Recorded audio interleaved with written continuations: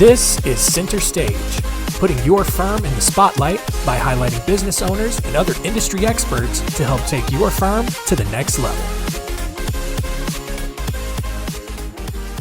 Hey everyone, and welcome to Center Stage. I'm your host, John Henson, and this week we are building on a concept that we've talked about a couple of times on this show before, and that is your story. And so last year we talked about crafting a purposeful story in episode 84 with Tamika Bickham. Earlier this year in episode 121, we talked with Chris Vanderkay about how to tell your story. And so this week I wanted to discuss how you can actually own that story and really be confident in it and really make it yours. So where you really believe in it and it really does become a part of your firm's identity, your marketing message, whatever the case may be. And so to help us with that, I am joined by career coach and consultant, Nicole Andrews. Thanks for joining us. Thank you so much, John. I'm happy to be here. Awesome. So tell us a little bit about yourself. What's your background? How did you get into this and become so passionate about helping people own their story? Yeah, so my background is in corporate. So took the traditional path after college. I went into sales and did that for about 5 years and eventually moved into an HR talent style role, which pretty much defined my entire career. Just love seeing people succeed and watching their own development. In sales, it's all about our commissions and what we're making every month and kind of starting over. And I was always curious, John, about what made people succeed and what made them unsuccessful in any role. And so I was watching the sales reps that were rocking it out and noticing things and patterns. And I wanted to be able to do that in a role that would have a broader impact across all of the divisions and departments in our company. So it worked out for me that I had worked in sales for 5 years, because when I moved into the HR role, I had to interview for a role. I was always the one that they would point everyone to at the job fair and say, hey, talk to her. She's worked in sales.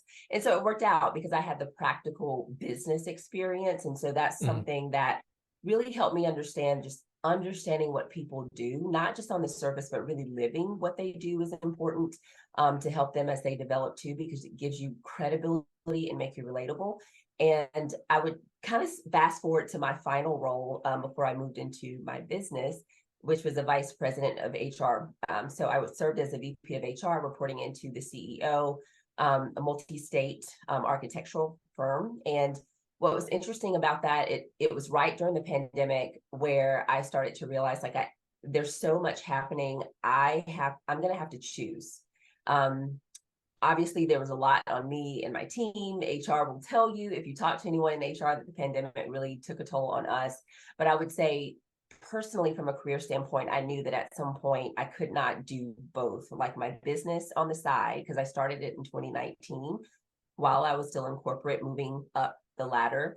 And I just decided to bet on myself. So December 2021, I walked into the CEO's, into the room, the meeting, and just said, hey, it wasn't that simple, but I did, my hands trembling, my knees shaking, basically handed over my resignation. And they knew that I was doing this work. And so that was one of the things that they liked about me, that I had all of these different passion areas, but I don't think they knew I was going to take the leap that quickly, because I'd been there for about 2 years. So I gave them about two and a half years. I left in March of 2022, and the rest is history. I've been on this path of career coaching women who are primary breadwinners or sole breadwinners, or women who are just feeling like they're not really utilized fully. They're not really valued fully in the corporate space, for whatever reason, whether that's their own self-worth or whether that's something external in the environment that's not supporting them. And then on the flip side of that, working with companies as an organizational consultant, I have an MBA and a master's in HR development as well. So going into organizations and really looking at leadership development and how those leaders are impacting the development and the potential and the opportunities for their people, so that hopefully that translates into our ROI of attraction of talent, retention of talent, and also development and advancement of talent. So I hope that wasn't too long, but that's my path. That's my journey in a nutshell, high level as I can be. Awesome. No, it's great. And so when we're talking now about, how someone can own their story, at least for me, there's a couple of different ways to kind of look at it. There's kind of that marketing side of it, and just kind of being able to communicate that and really make that connection with people in terms of how you help. But there's another way of looking at it, and where we'll start here in terms of like kind of how you just shared with your own story is where it kind of all begins, especially as it relates to going out on your own. And so, I think this is really applicable, especially for maybe people who are listening who work for like a larger firm, or maybe they're an associate at a smaller mid-sized firm and they're thinking about going out on their own.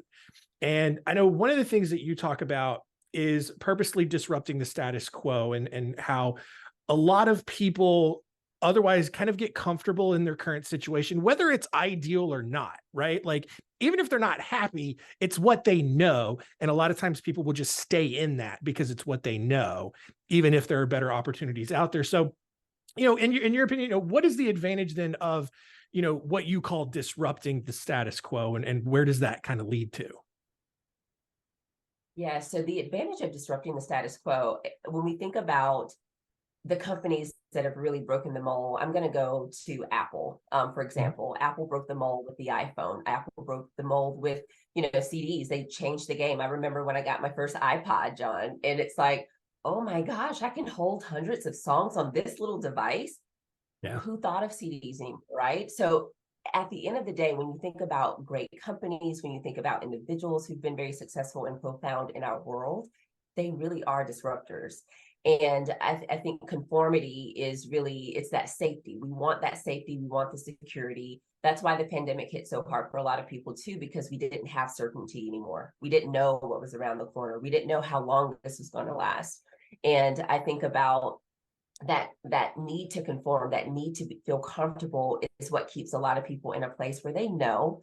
I think it's Gay Hendricks has a book called The Big Leap. And if you search Big Leap, people can find it, but he talks about these different zones. And so he talks about the zone of incompetence, the zone of competence, the zone of, like, there's another zone, and then I forget the fourth zone, but the last zone is the zone of genius. And I realized, for me personally, I was operating in a zone of excellence, in a zone of competence. I was doing very well. And if someone's listening to this podcast today, hopefully you'll be inspired just through, you may be doing something that you're very, very good at. And people have said that you're very, very good at. But deep down, there's something that you absolutely can be number one, like top, like the best at, because you're so good at it. You're so passionate about it. Your purpose aligns with it. It's something that no one probably knows that you do, or you do it so easily that it just comes so easily for you that people, even if they know, they don't realize, wow, this person should be doing this, not this. And so it's just one of those things where just disruption for me is really about, how do I not settle on my laurels? How do I not, I don't want to be content, but I had someone say, Nicole, it's okay to basically congratulate yourself and celebrate your accomplishments. So I will say that's a challenge with disruptors, because sometimes we don't know how to sit still and just celebrate where we are and celebrate the wins. And so, but I also am never going to be content. And I think there's so many people. I remember, I'll share this quick story and then I'll stop. I remember one of my clients actually talking about an individual that she knew during the pandemic who lost her job. She had been with the company for 15 years. Mm-hmm. And they laid her off during the pandemic. And she had no idea what was next. She had no idea what to do. She had no idea how to translate her skill set into something new. That's why I think disruption is so important. So if you didn't get anything else, it's important, because disruption can look like building a new skill, AI, right? It could be learning AI and applying that to your role, no matter what your role is. Disruption can look like, oh my gosh, I'm going to ask for this promotion, even though I know I'm not necessarily ready for it and all the check all of the boxes. I'm going to ask for it anyway. Disruption can mean actually being calm when everyone else is chaotic and people notice that, and then you're set up to lead an effort that they need someone who can steady everyone and kind of get everyone going in the same direction. So disruption can mean a lot of things. But to me, that's why we disrupt, is because it's almost, if you don't, we've seen, I don't want to say names, you can cut this out if you need to, but we've seen Blockbuster. That's my favorite Yeah. story. I'm like, why? Why Yeah. did Blockbuster go? We've seen Toys R Us. Again, if we don't adapt, then as an individual, as a corporation, we will be left behind, especially with the acceleration of change. It's Yeah. only going to get even faster. So Yeah. And it's also one of those things where I think a lot of people hear the word disruption and they see it as a negative thing. Like, just, especially just society wide, the term disruption has kind of a negative connotation, but that's not necessarily the case, right? It's another word for change. And whether that change is forced or you're more proactive in creating that change, it definitely doesn't have to be a negative thing. yes, that's why I say purposeful. Like it's Yeah. purposeful disruption, intentional disruption.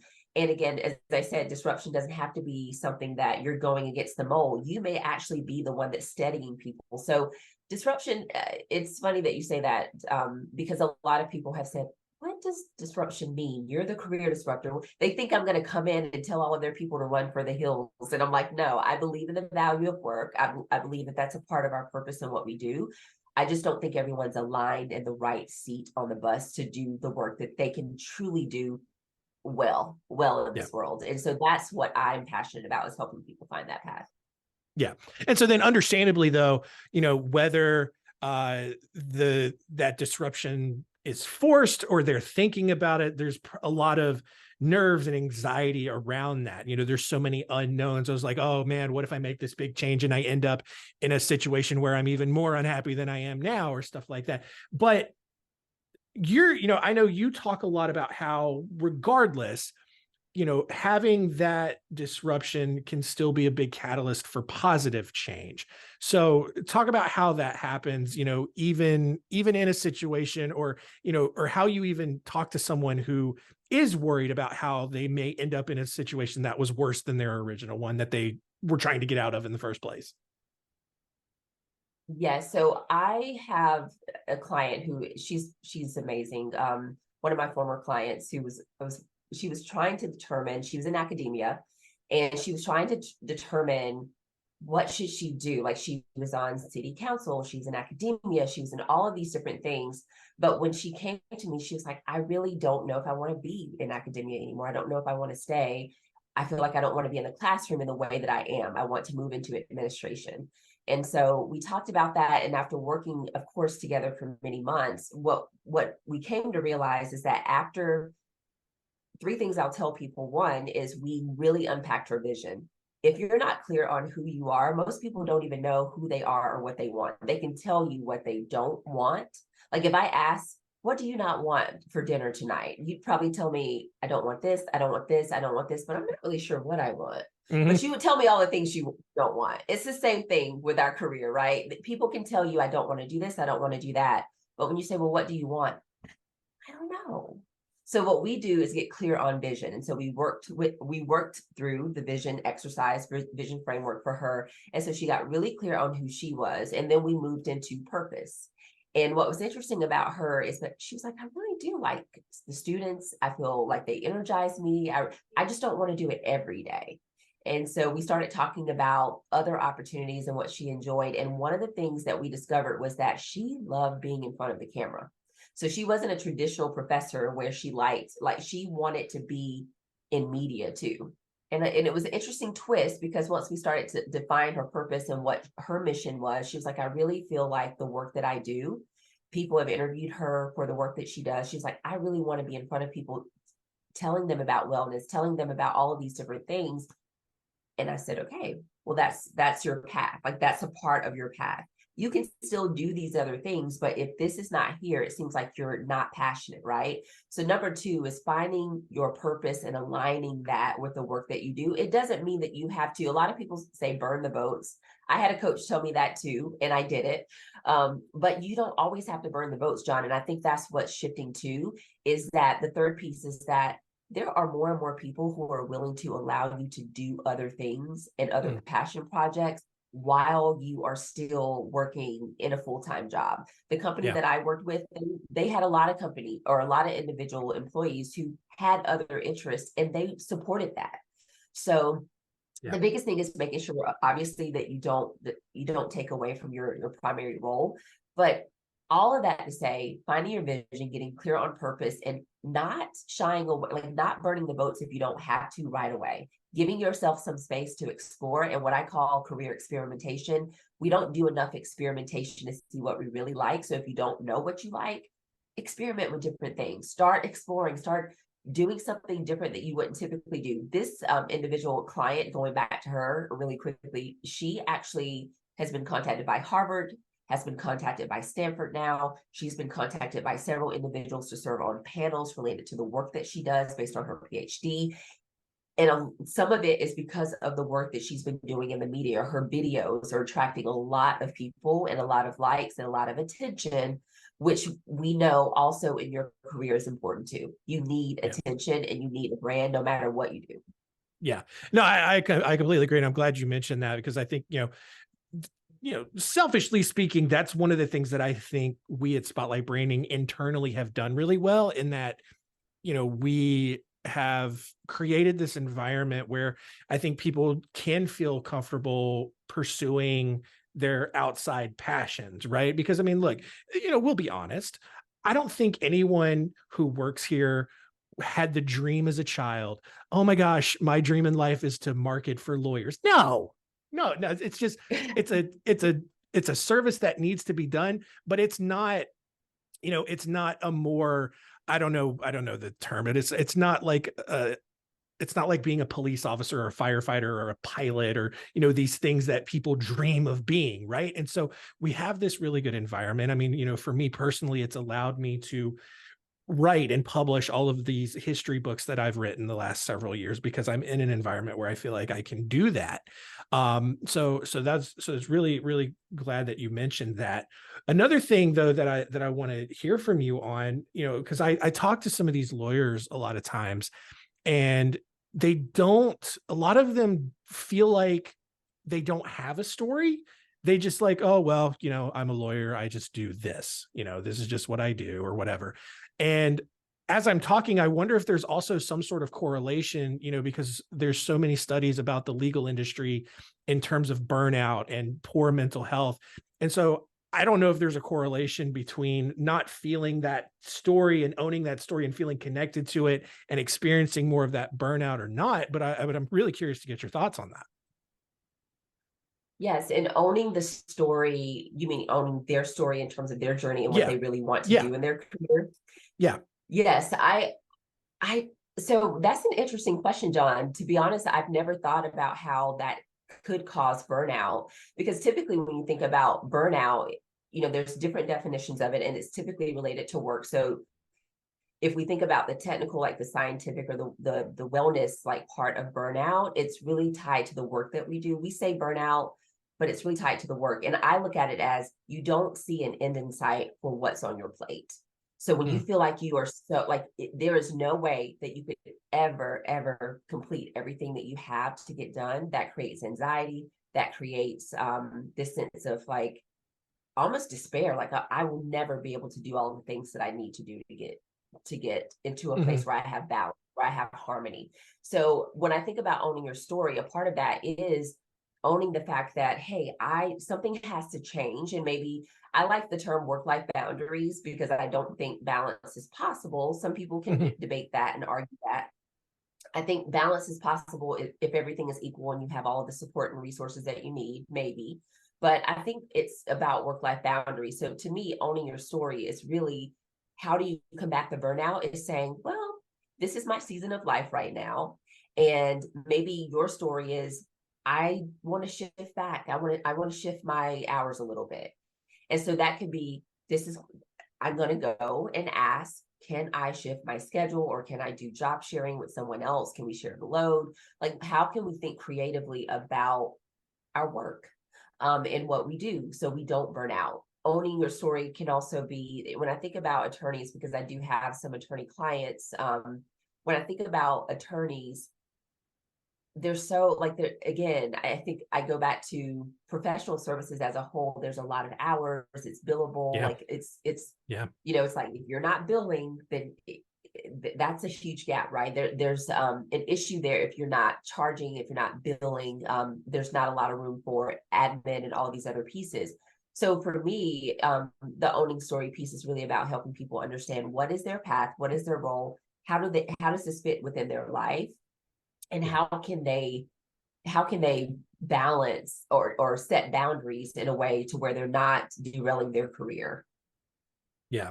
Yeah. And so to kind of begin to put a bow on this, for people who might feel like they're kind of in that environment right now, whether they're working for a larger firm and they're ready for that disruption, maybe they own their own firm and they're maybe thinking about getting out of that legal profession altogether and pursuing something else, because we've had some clients of ours who have said, like, I just can't do this anymore. I need to just change paths altogether. How can these people, what can they do to maybe, find that voice or support themselves, others around them? What kind of, when people are kind of at that point, what do you do to help them? Yes. So when people are really stuck on what to do next, again, I shared the vision and purpose Yeah. initially. So that's a part of it. One of the things that I would recommend that people do is really go and define three roles that you like, three roles that you're like, if I could map out any role, what would those be? Like if these are three different paths, and I'm going to give you a practical example because I really do. If you're stuck and you're listening to this right now, I believe, you may challenge me, but I believe that you know deep down what you really, really want to do. There's just something maybe in your environment, there's something else, maybe your family and friends, like they'll say you're crazy for doing this. Why would you ever leave? You've worked so hard for this. This is prestigious. You have status.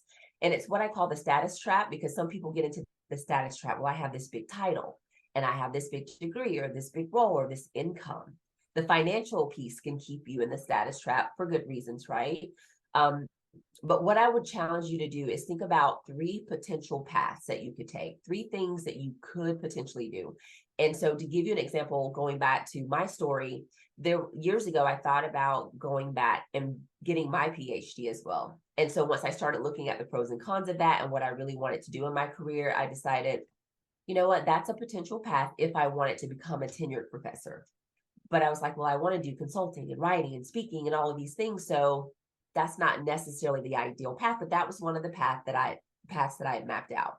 A second path was, well, I want to be chief people officer in an organization one day. Like I was VP, yes, but I was like, Yeah. I want to be a chief people officer in the organization that I was in. That's technically what I was because I only rolled into the CEO. I was a part of the C-suite, but still, I was like, I still want to keep moving up in the organization potentially. So that was one path. And then the other path was, I want to be an entrepreneur. But that's the path that was the scariest. That's the disruptive path. That's the least comfortable path. Because if you think that you're in an organization right now and that it's hard and tough, I've been there. I get it. Yes, there can be challenge and challenges. You have to be politically savvy and navigate all of the things. But entrepreneurship is the scariest leap personally that I've ever taken. And I've spoken to so many other entrepreneurs and we glamorize it as well that people think, oh my gosh, you can just go out there and make a bunch of money. And it's like, there's a lot of risk, but there's also a lot of reward with Yeah. entrepreneurship. Yeah. But I would not, I don't regret it. I would not have chosen anything different, but I had to assess which path would feed me the most in terms of my own fulfillment and the level of impact that I can make externally, but also the level of legacy that I can leave internally with my family. Yeah. And for me, entrepreneurship was that path. So I would say map out three paths, map out three things, and think big. It could be something that is not a role right now that is in place. I mean, we didn't have digital marketing or SEO marketing or AI analysts or specialists. We didn't have any of those things 10, 15 years ago. So Yeah. think big, map out something that you know that there will be a need for, or that you know your organization has a need for now, and see if they'll let you transition into that role without having to take this big risk and leave. See if you can do something within your organization. Like my story at the beginning, I transitioned in my own organization and stayed there for almost 10 years total, 5 years in sales, 5 years in HR, because that was, it was just such a, they knew my work and I also could add value because I knew other areas of the business. So don't feel like you have to make these moves unless you really don't want to remain in the company. That's okay too. Yeah, absolutely. And, it goes back to what you talked about earlier with your genius zone and really finding, what you're super, super good at and what you really, really enjoy doing. We actually had an episode on figuring out what your genius zone was a few weeks ago. So I invite everyone to go and check that out as well. So all this has been really great. How can people get in touch with you to work with you and learn more about the ways that you help? Yes, so you can find me at thenicoleandrews.com. So that's NicoleAndrews.com. John, if you don't mind, I have to tell a quick story on that. Yes, Just go very for it. briefly. I tried to buy my domain like NicoleAndrews.com, but it's owned by someone else. And I literally went through the process of bidding for it, didn't get it. So I had to choose the Nicole Andrews. And because again, the ego part was like, I don't want people to think like the Nicole Andrews, but honestly, if I could leave you all with anything, you are the only you in this world. I have a picture in my office that says no one is you, and that is your superpower. So you are the John Henson. Even if there are other John Hensons, you are the John Henson.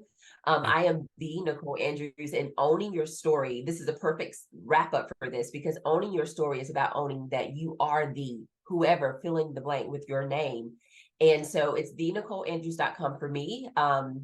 And my email, you can reach out to me, Nicole at thenicoleandrews.com. You can find all of the contact information there if you choose. You can also follow me on LinkedIn. I haven't been on LinkedIn, I'll be honest, in a while, just due to personal reasons, but I'm looking to get back out there. LinkedIn is my kind of go-to. I'm on other platforms, but LinkedIn is the place to find me at the Nicole Andrews Official. Awesome. Yeah, no, I actually ran into the same issue with my own like side projects and stuff like that. So I ended up taking the John Henson, like on Twitter and Instagram. I did a different URL, but because there's some dude, some like piano composer, whatever. I don't know, but whatever. But I can absolutely relate to that. And so I love that you shared that.